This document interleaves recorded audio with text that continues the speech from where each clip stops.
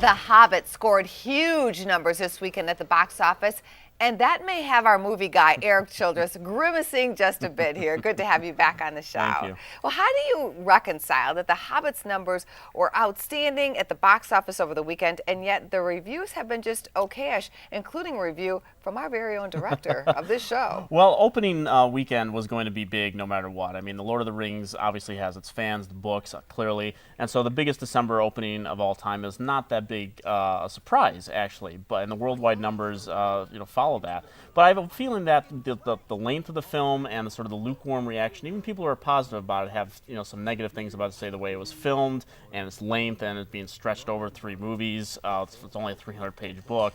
I have a feeling that it's not going to do as well domestically as the other Lord of the Rings films, but like Spider-Man and Ice Age earlier this year, the worldwide numbers are still going to be huge. It has a big fan base. Let's Certainly. take a look at the weekend numbers on the box office now. As mentioned, The Hobbit bringing in $84 million. Incredible. The Rise of the Gardens at 7.1, Lincoln at 7 million, Skyfall still hanging in there at Yes. 6.5, and Life of Pi at 5.4 million. Now, Life of Pi isn't doing great here in the United States, but it's doing tremendously well in China.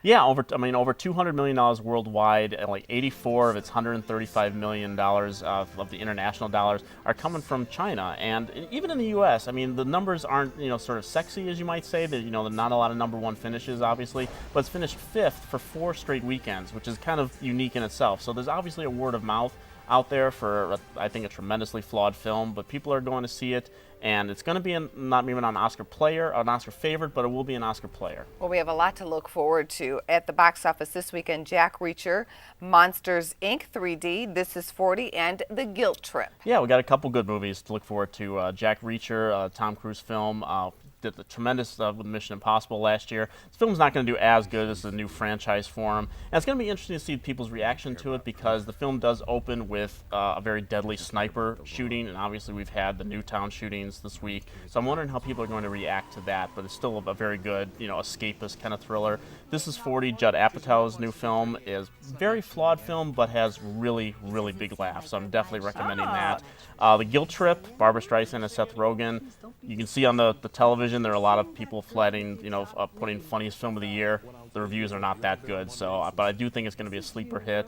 And Monsters in 3D, I think Hollywood might be sensing that the 3D re-release might be waning a little bit. I'm glad you said that about The Guilt Trip, because I just cannot see Barbara Streisand doing a shaky film. She's done so many shaky films. Come on.